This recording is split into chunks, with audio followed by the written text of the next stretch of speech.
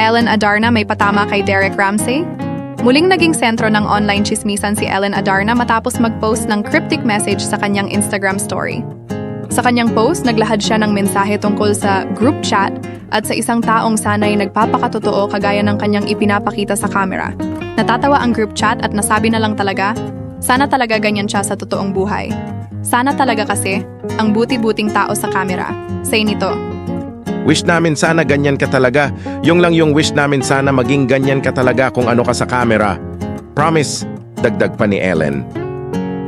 Agad nag-speculate ang mga netizens at atribidang chismosa na baka si Derek Ramsey ang tinutukoy ni Ellen. Trending kasi kamakailan ang two-part interview ni Derek sa isang YouTube channel kung saan ibinahagi niya ang kanyang bagong pananampalataya at life lessons matapos ang hiwalayan. Sa ngayon, wala namang matibay na ebidensya na si Derek Ramsey nga ang pinatutungkulan ni Ellen Adarna. Puro espekulasyon lang ito ng mga netizens na iniuugnay sa timing ng kanyang cryptic post at sa viral na interview ni Derek. Kilala si Ellen sa pagiging prangka at palaban sa social media, kaya hindi rin bago ang ganitong patutsada na tila mas komentaryo sa pagiging authentic ng mga tao sa harap ng kamera kaysa tahasang atake sa isang partikular na tao.